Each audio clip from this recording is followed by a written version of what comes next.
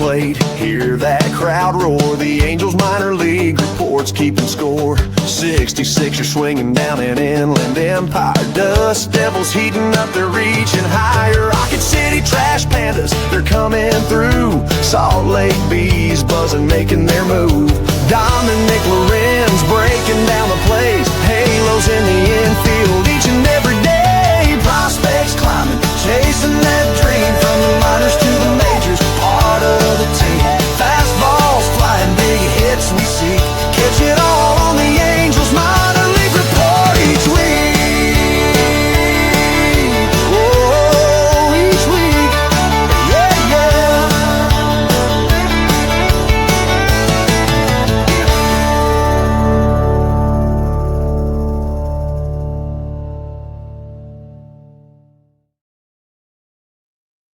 What is up, everybody, and welcome on in to another edition of the Angels Minor League Report, here with yours truly, Dominic Lorenz of Catella Chronicles, here on the Halos in the Infield Network. We are in a brand new month. July is upon us, which means that this is the episode to turn back the clock. We review the month of June, and we get you the players of the month for the month of June here on the Angels Minor League Report. It's always a favorite episode of mine to kind of, again, rewind the clock, look at the top performances and who is trending in the right direction in the Angels minor league system. But of course, before we do that, want to give a shout out to everybody listening and watching along. If it's on YouTube, X, Instagram, wherever you get your podcasting needs, you know where to find us on the Halos in the Infield Network, as well as our wonderful prime sponsors, 714 Tickets, Bruheim, the OC Dugout, and Max Market Pros. So glad to have them along here in the 2025 season, and there's still so much season to be had, not just for the Angels, but for the minor league farm systems as well. So without further ado, it's a little bit different this time around. The last 2 months, April and May show, we had a special guest. Today, just myself covering this June recap and players of the month, because for next week's show, which will all be about the 2025 MLB draft, the Angels have the number 2 slot in the first round. So we're going to have multiple guests on that show to kind of discuss what are the Angels going to do, what should they do, what shouldn't they do, and kind of where Perry Manassian's head is going to be over the next couple of weeks as the Angels have that number 2 pick in the 2025 MLB draft. So looking forward to doing that show next week as we finish up the first half, quote unquote, of the season in Major League Baseball before the All-Star break in Atlanta on July the 14th through the 17th. And then, of course, everybody back in action right after that for the unofficial start of the second half of the 2025 season. But that is next week. Let's get to this week in the Players of the Month show for the month of June. And we start off this week with the Salt Lake Bees. We're going to go to the AAA level to kick things off. And today, we will kick things off with an offensive player to begin here on the show today. And everybody has been talking about him on social media, wondering, could he get a call up to this Angels infield at some point this year, especially when Zach Neto had a little bit of the shoulder troubles last week. Christian Moore has come up. Nolan Schoneweber's there. And Rengifo for a while wasn't Luis Rengifo as he's been over the last couple of weeks. So was this guy going to get a call up? He has not yet, but the 2025 season is still young. And that player is Chad Stevens. Chad Stevens, the journeyman of Angels farm system right now, 26 years old from Walnut Creek, California, a local product here. Was originally drafted by the Houston Astros in the 2021 MLB draft out of Portland University. And in the month of June, fantastic. 23 games played, batted .322, 5 home runs, 13 RBIs with 16 runs scored, 6 doubles, a .378 on base percentage, a .556 slug, and a .934 OPS. Best statistics about Stevens, he had a 6-game hitting streak, which is his longest in the month, that really set him on the right trajectory. Again, once you get in a groove at this point of the season, it's hard to describe it as a broadcaster who's broadcasted minor league baseball high school as well. It's something that you just can't describe sometimes. Just when you're in the right flow, players will say, I don't know what I'm doing. I'm just going to keep doing what I've been doing. So when you get on a 6-game hitting streak, 6 multi-hit games in that month as well, he also carried over a great end of the month of May into June, where he had a 16-game hitting streak that started back on May the 20th and carried into the middle of the month in June. So really hot hitting ways for Chad Stevens. And if you take this month of June, how does it compare to his whole season? Well, as a whole, a 304 average, 14 home runs, and 43 RBIs so far this season in 263 at-bats. How does that split between April, May, and now June? In April, batted 324. In May, batted just 281. Either way, very consistent hitting from Stevens. And then you had, I would say, in the hit column, 24 hits in April, 27 hits in May, 29 hits in June. So consistently getting better and better as each month goes along here in the minor league season. So Chad Stevens gets the first player of the month. He will represent the Salt Lake Bees here in the month of June. And just a phenomenal month from Chad Stevens, just a pinnacle in that middle of the order for the Salt Lake Bees. And looking at the Bees in general right now, 32 and 49 as I record this podcast on July the 2nd. Happy 4th of July to all of you listening and watching along. But the Bees, 32 and 49, did not win the first half, as you remember from last week's show. The winner was the Las Vegas Aviators, who currently, remember, as a little friendly reminder, when we get to the second half of minor league baseball, the record's wiped clean back to 0-0, and we see who wins the second half to see who plays the first half champion in the first round of the playoffs. While the Las Vegas Aviators won the first half, they are currently in first place, 6-1, but it's the Bees who are in a 4-way tie for second place with a record of 3-4, 3 games back of the Las Vegas Aviators. So between Salt Lake, Reno, Sacramento, and Tacoma, there's a lot of opportunity right now at the AAA level. We see players like Kyron Paris back there, and we've also seen some players come up and down like Gustavo Campero, who's currently up with the Angels, Nico Cavadas back down right now with AAA. So a lot of familiar names that we might have seen early on in the season last year in spring training this year that are trying to make their elements known at the AAA level. 2 names as a friendly little update for you. Caden Dana and Chase Silseth both have been injured, have no status report on them as we speak. The Angels' number 2 prospect in Dana still hasn't pitched since the latter stages of the month of May. So really no timetable, no really update on Dana right now. So I think it's going to be one of those situations for the Angels where whenever he comes back, my humble opinion, leave him down in AAA the rest of the year. Do not mess with him, even if it's for a September call-up. Leave him at AAA. Let him figure things out with regardless of whatever this injury situation is. Let Caden Dana stay at AAA Salt Lake for another year. Still very young in his young 20s. Plenty of opportunity. Don't want to mess things up for the right-hander in the Angels pipeline. But for the Bees, this week they are on the road taking on the Tacoma Rainiers. And this is where it gets a little interesting in minor league baseball. If you don't know how scheduling works, everybody likes to have equality when it comes to the 4th of July holidays. So Tuesday, Wednesday, Thursday this week, you're playing in one location, Bees in Tacoma. Friday, Saturday, Sunday, Bees are playing Tacoma in Salt Lake. So one team gets the 3rd of July fireworks celebration. The other gets the 4th of July fireworks celebration. So 6-game series against Tacoma, 3 on the road, 3 at home. And it was a rough loss last night, again, recording this podcast on Wednesday, July the 2nd. A 10-1 loss in game 1 of that series for the Bees. So looking to battle back here tonight and the rest of the series for the Salt Lake Bees. But once again, Chad Stevens, your player of the month for the Bees for the month of June, after batting .322 with 5 home runs, 13 RBIs, 16 runs scored, and 6 doubles in 23 games, boosting his overall numbers this year to a .304 average and 14 home runs and 46 RBIs here this season. Great numbers for Stevens. Pardon me, 43 RBIs this season as I look on my stats, but still an incredible number for a 26-year-old infielder who has had the ability to maybe work his way into the conversation to get a call up with the Angels. Right now, everybody's getting healthy at the right time. Rengifo, Neto, Moore, Shonowell, and of course, we're still waiting on Yoan Moncada to get back from his injury that has kind of plagued him. Probably won't see him till post All-Star break. But if you look at the Angels right now, what really spots do they have open?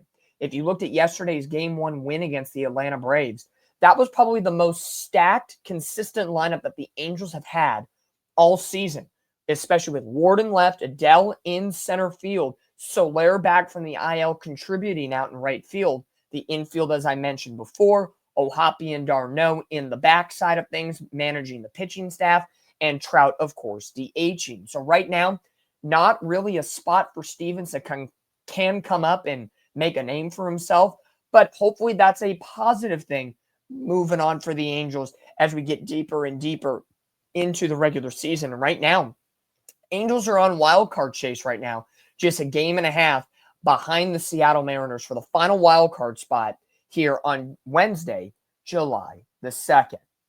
So, good news from the Bees. Let's move on down to some unfortunate news for our AA affiliate, the Rocket City Trash Pandas.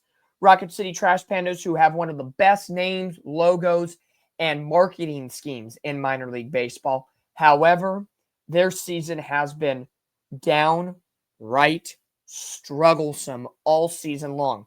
Last place in the Southern League in the first half, and right now has started off the second half 0-7 and currently on a 16-game losing streak. Rough times right now for the Rocket City Trash Pandas. Last week, they had a game that they had initially won, but unfortunately, due to a rainout rule and the game-tying home run happening in the ninth inning, because the rain was called in the middle of the ninth inning, they reverted back to the eighth inning, whatever the score was in the end of the eighth inning, which gave the opposing team the victory. So a tough loss for Rocket City, even though they had the 6-5 win in the ninth inning. The score was reverted back. I think that rule is absolutely ridiculous. If you call a game and it is past the fifth inning, who cares if it's in the top of the inning or the bottom of the inning? The game is final. I take into consideration what NASCAR does, and I'm a big NASCAR fan, and how they do it, stage racing. If you finish stage 2, which is relatively around midway point of the race, maybe a little bit less, maybe a little bit more, the race is considered final. Or if you don't reach stage 2, depending on the specific track, if you have let's say a 400 lap race or a 250 lap race, wherever the midway point lap wise, then the race is final. Doesn't matter if you're in the middle of the stage, if you're in the middle of a pit selection change, pit stop, whatever, race is called, ball game over. So to revert a score back to a previous inning, why did we play the ninth inning? That is absolutely ridiculous. I think it's shame on minor league and Major League Baseball, more so minor league baseball, to have a ruling like that a home, just because you're home, it wipes out what the opposing team did in the top half of the inning. So if you're a home team, you want it to rain in your home half of the inning because it just reverts back to the previous scoring loop. I find that to be a little ridiculous. I think anything after the bottom of the fifth inning, so after 5 innings are completed and a game is ruled official, it doesn't matter if it's the top half of the inning or the bottom half of the inning, game should be called, ball game over. Mother Nature is what Mother Nature is. You can't change it in that point. But that's my little digression soliloquy right there in terms of minor league baseball rules. But focusing in, even after an 0-7 rough patch and 16-game losing streak for the Trash Pandas, there is a bright spot, and it is in the bullpen. And it is a very, very familiar name to us with the Angels Ball Club, and it's the southpaw, Jose Quijada. Quijada had a tremendous month of June for the Trash Pandas, 12 appearances, no record, a 2.13 ERA in 12 2/3 innings pitched, gave up 3 earned, 5 total runs, 10 hits, limited to just 3 walks, and blasted opposing pitching with 16 punchouts and a whip of 1.03. He had 7 consecutive scoreless innings. Now, scoreless meaning 0 earned runs between June 7th and June 22nd.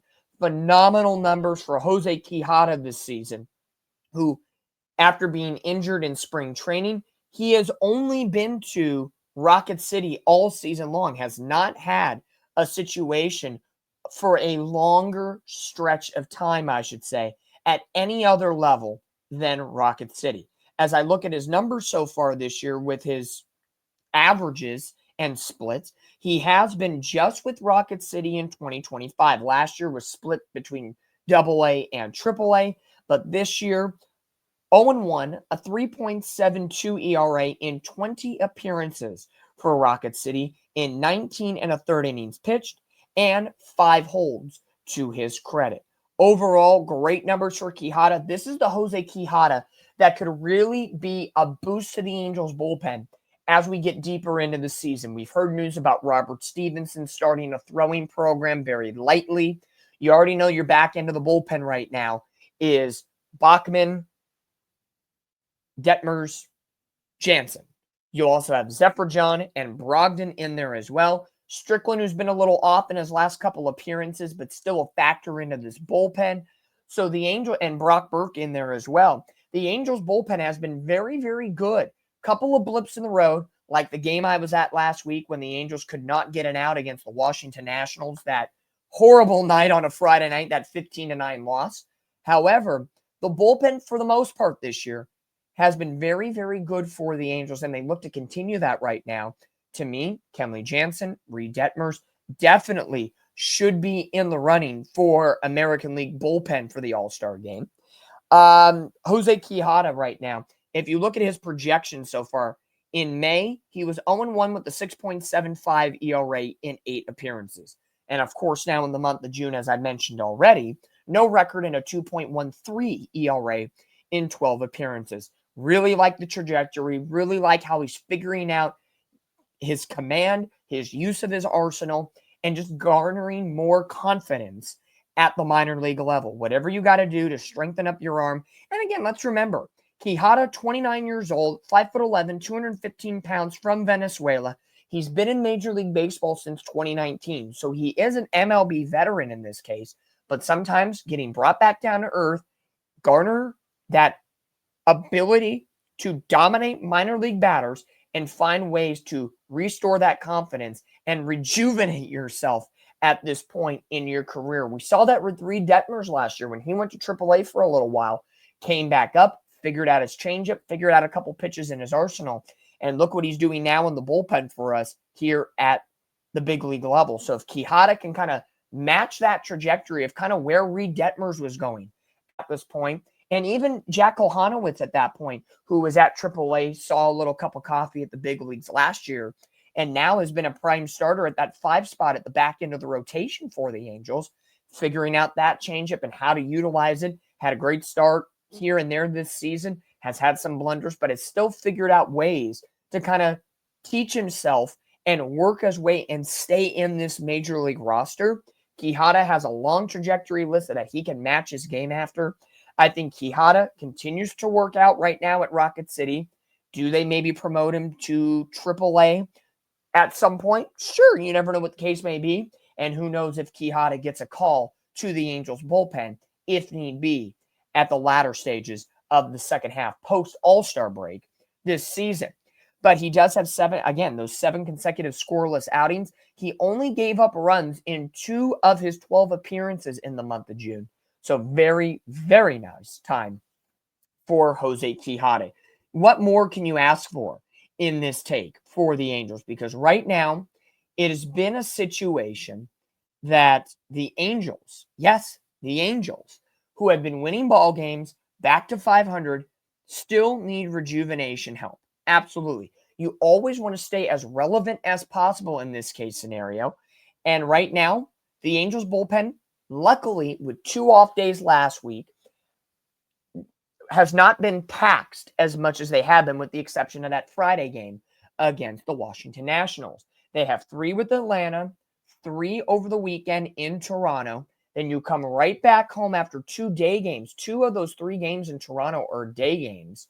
You come back, you have 4 against the Texas Rangers, which is going to be a very, very pinnacle part of this Angels homestand and to wrap up the first half of the season.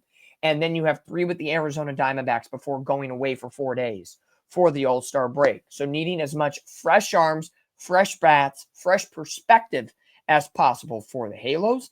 And what more can you do at that point? So the Angels looking for wins, minor league baseball looking for wins. And as we hit the halfway point here on the Angels minor league report, as we look at the players of the month for the month of June, now that the calendar has flipped to July, we had Chad Stevens for AAA Salt Lake, Jose Quijada for AA Rocket City. And when we come back after this brief timeout on the program, we'll get to High A Tri-City, Single A Inland Empire, and then our 5th and final wild card vote.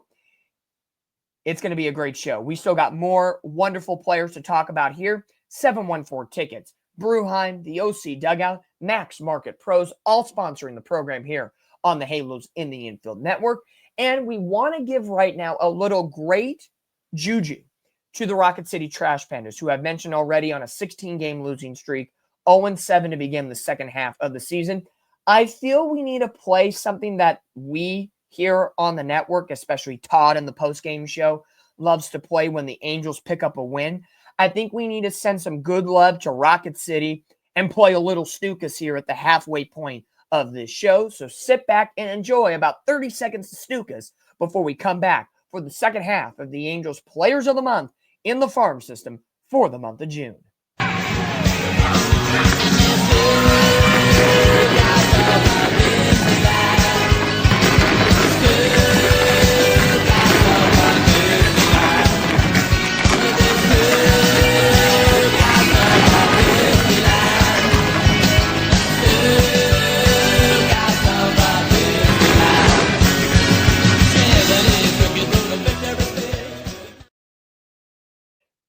Absolutely. Stukas over Disneyland, the theme song when the Angels pick up a win on the Todd Fox post-game show. The Angels right now doing what they can to stay afloat in the American League wild card race at a 500 record in Atlanta today as we record this podcast on July the 2nd. Happy 4th of July week to everybody watching or listening along. Let's continue on into the players of the month for June in the Angels farm system as we bring it back down to the West Coast in the Pacific Northwest, Tri-City Dust Devils in Washington.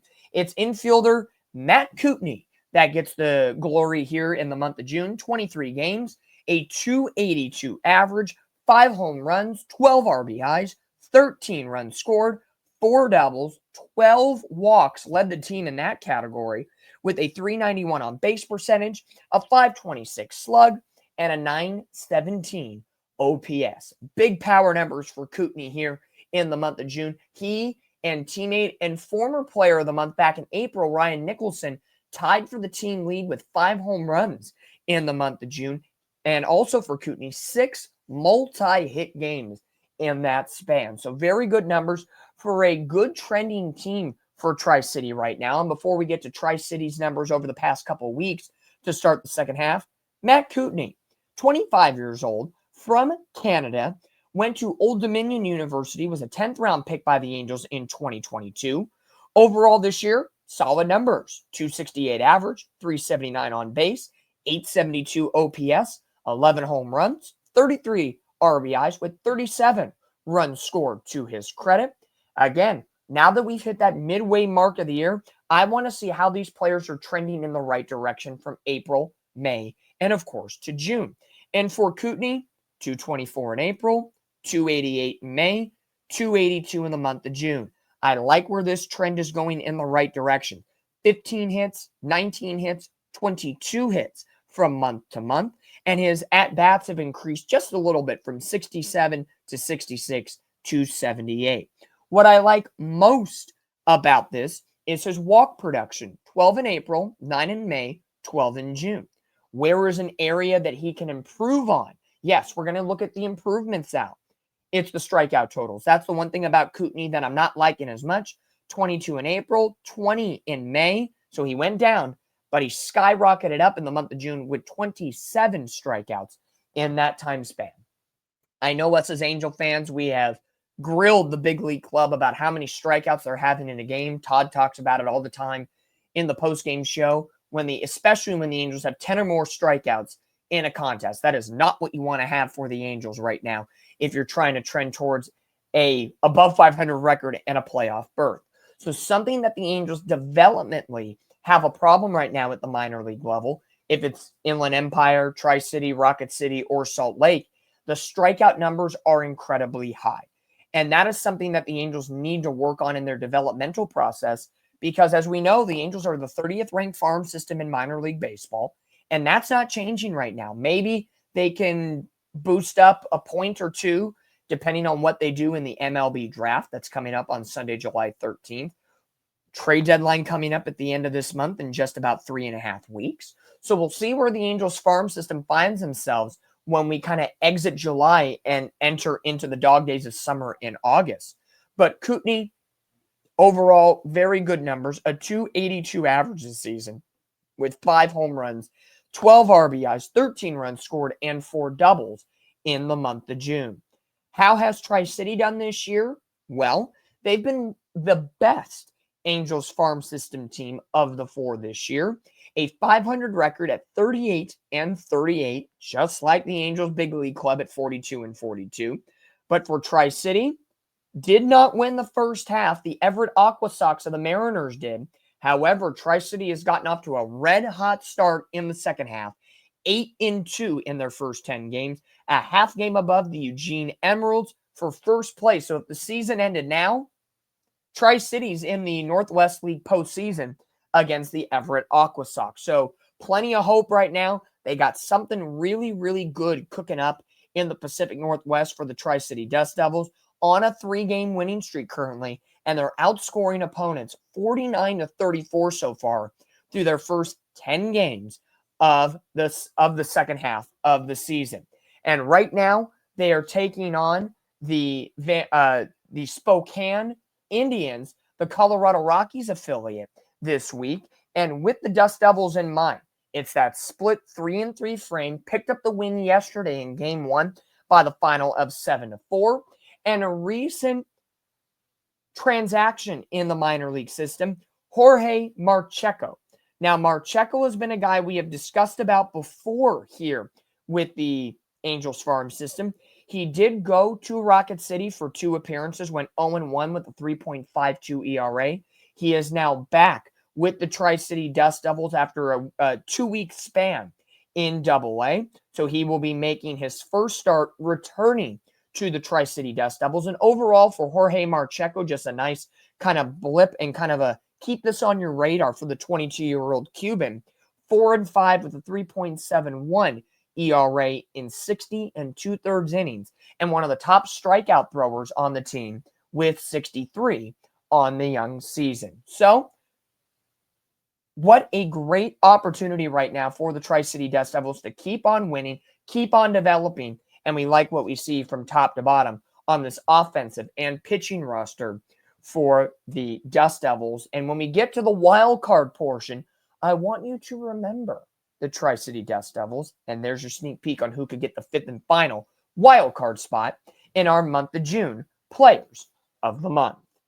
Now, let's bring it on down really locally to San Bernardino, San Manuel Stadium, and the Inland Empire 66ers right now fell last place in the first half standings in the California League South Division as the Dodgers affiliate, the Rancho Cucamonga Quakes, picked up that playoff spot. Right now, Inland Empire tied for 3rd with a 4-6 record. And we have a repeat offender here. Rowdy Rodriguez, the outfielder who won the Player of the Month for April after having a very downtrodden month of May where he batted 198. He propelled himself back into our good graces here on the program with a 250 month of June with 3 home runs, 11 RBIs, 18 runs scored, 4 doubles, 3 triples, 6 stolen bases. His legs are as speedy as all get out, a 301 on base, a 433 slug, and a 734 OPS. Rowdy Rodriguez, the outfielder from the Inland Empire 66ers, bringing on in the Player of the Month for the 66ers in the month of June. Rowdy, he has had an incredible season for the Inland Empire 66ers. And I know I've mentioned that the month of May was something not to be desired in that case. And we get it. It's one of those situations where you have the highs and lows of the season. But for the outfielder who's just 21 years old from the Dominican Republic, a 19th round selection in the 2023 MLB draft out of Georgia Premier High School. So he, defected on over from the Dominican Republic to Georgia. He's batting .254 this year with 6 RBIs and 52 runs batted in. He is top 3 in the California League in triples with 10 triples this year, 11 doubles, and 6 home runs. So 27 extra base hits so far this year for Rowdy Rodriguez. And right now, the Inland Empire 66ers, as we talked about last week on the show, just needing to kind of reset, just like the Rocket City Trash Pandas, both finding themselves in the cellar spot, not just within their own division, but within the entire Southern League or California League. And right now, you just got to wipe the slate clean, figure out a way to win. And that's what Inland Empire did last week as they hosted the Visalia Rawhide. So finding a way to kind of pick up some wins. And for the Inland Empire 66ers, right now, 1 game back of the Lake Elsinore Storm and the Visalia Rawhide, who are tied for first place. Inland Empire playing Lake Elsinore right now this week with 3 on the road and 3 at home. So clearly an opportunity to do justice and find a way to get back to the top of the division in the California League South Division. For Rowdy Rodriguez to kind of put it into perspective, I think for 21 years old, you keep him exactly where he needs to be right now and continue to develop and be a leader offensively with this Inland Empire staff. And I'm going to look deeper, not just in the April, May, June splits, but I want to see what he's doing with runners on base. We talk about it all the time. He's batting .246 when the bases are empty, .274 when there's a runner on first, .250 when there's a runner at second base. Now, when there's multiple runners on base, this is the one I love the most. When there's runners on the corners, batting .667. When there's runners in scoring position, batting .333. He is getting the job done when there are people on base, .385 average when the bases are loaded, and a .250 average when there's at least one runner in scoring position. So he knows how to drive runners in at this point, and with a grand total of 52, 52 runs batted in so far this year, I really like what Rowdy Rodriguez is doing right now in the California League, because when you look at it from a larger perspective, and I'm going to search this up right now on my phone as we kind of look at these stats right now, for the California League batting leaders, I already mentioned Rowdy Rodriguez is a guy that already has a top-level speed when it comes to triples. And so far right now, Rowdy Rodriguez for the Inland Empire 66ers, if we look strictly on triples, he is currently number 1 at 10 triples this season. When you look at RBIs, he is 3rd behind Dakota Jordan and Jacob Christian of the San Jose Giants, who have 61 and 57. Rowdy right on in there at 52. You then get to the speed factor of stolen bases. Now, some have a lot, like Jared Elkins of Rancho Cucamonga, who has 43. Absolutely. Rowdy Rodriguez, not quite in that mode, but still, he utilizes his opportunity very well, in my opinion, throughout this season. But right now, just looking at those 2 stats, I think Rowdy Rodriguez is a prospect for the Angels who's not in the top 30 according to MLBpipeline.com. But he has the ranging ability. If he could consistently hit and not have the down trot that he had in the month of May where he batted .198, if you can have at least a .250 plus batting average each month, if you can range in, maybe boost up the power numbers from 3 home runs to maybe 7 to 10, and then those RBI numbers will naturally go up to 20 or more, I think you have a nice little price pick that could go up the Angels farm system. At 21 years old, I could see him definitely finishing off the year this year with the Inland Empire 66ers, high A next year at 22 years old, and then who knows what could happen, especially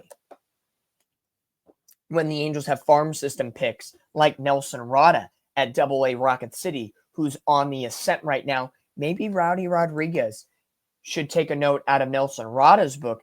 I think they both have very similar projections. I think Rowdy Rodriguez just has a little bit more of the spray hitting, power hitting ability that you want to see at this level at just 21 years of age.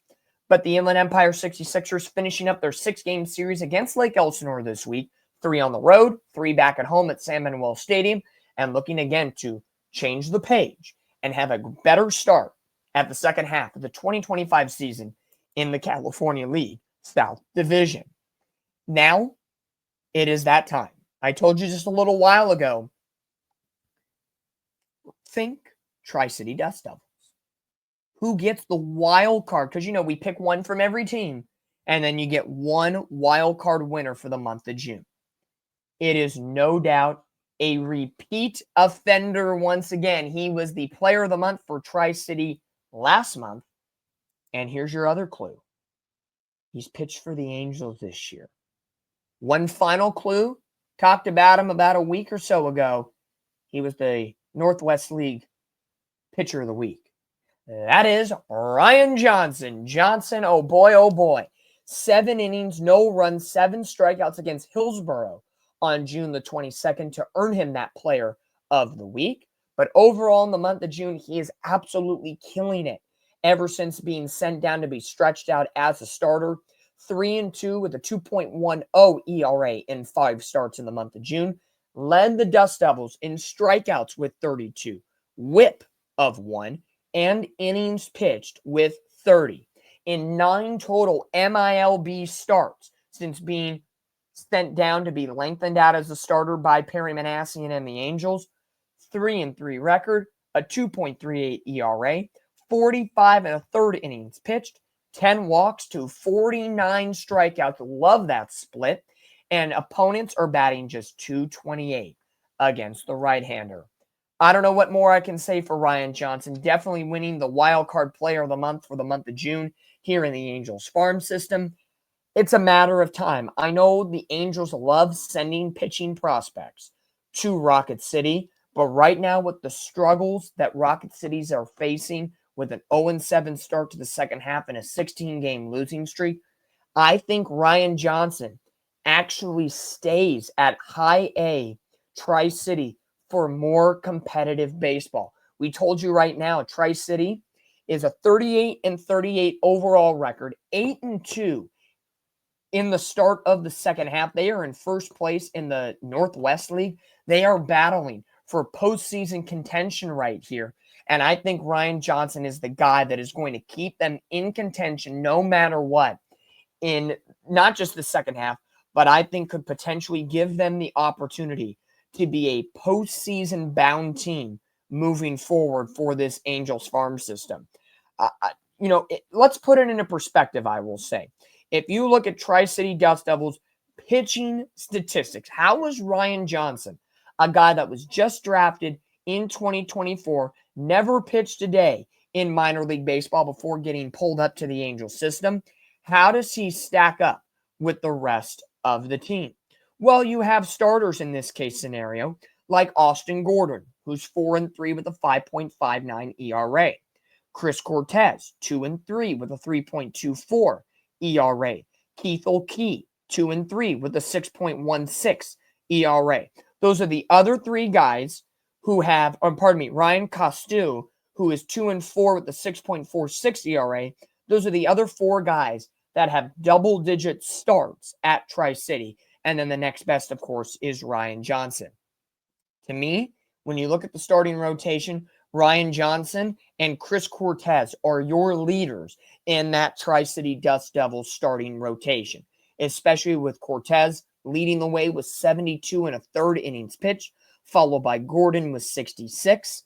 Ryan Johnson is right there in the thick of things, and he has only been there for 9 appearances. This guy, whatever is working right now at Tri-City, they are definitely the Angels minor league team of the year right now based on statistics and record.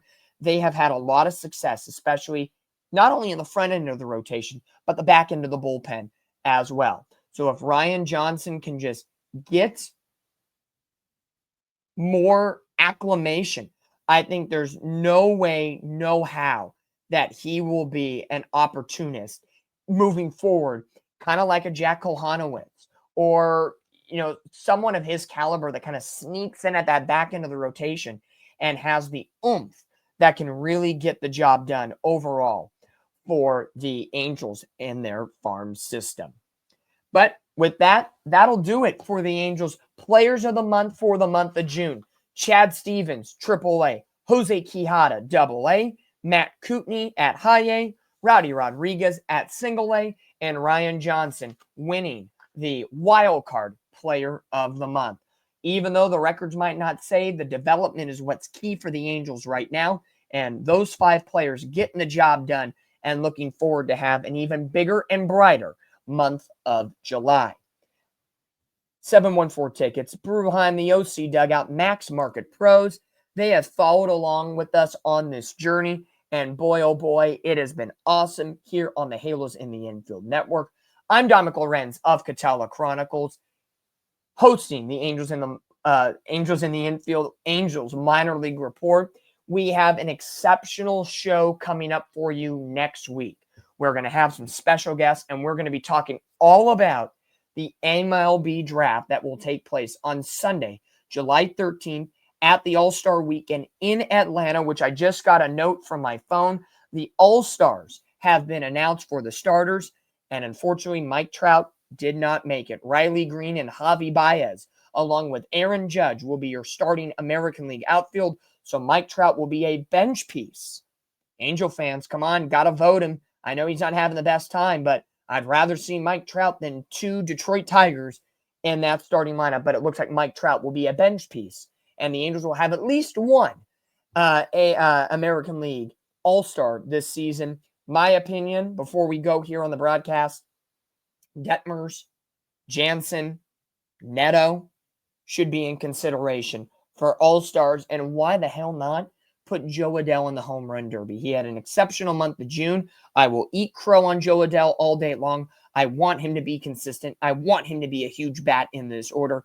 Keep it up, Joe Adell, and we'll see what happens. But there's my little preview of the All-Star selections. But Mike Trout will be a bench piece in the American League All-Stars here in 2025. But until next week with the MLB Draft Preview Show, alongside myself and some special guests here on the Angels in the Infield Network. Enjoy your 4th of July holidays. Be safe, be healthy. Make sure to keep all your fingers and toes alive with any fireworks celebrations. But go out to a minor league ballpark. Watch it on the Bally Live app for free. Just go on your phone, go on your tablet, go on your computer, type in Bally Live app, and you can watch every single minor league baseball game for free, and you get to watch the Stars of Tomorrow today at the MILB level. But until next week, I'm Dominic Lorenz of Catella Chronicles. Thank you for watching the Angels Minor League Report on the Halos in the Infield Network. Tip of the cap again is 714 Tickets, Bruheim, the OC Dugout, and Max Market Pros. And check out all of our shows here on the Halos in the Infield Network to enjoy another week of Angels baseball. As always, fans, cheers to you. Happy 4th of July. God bless America.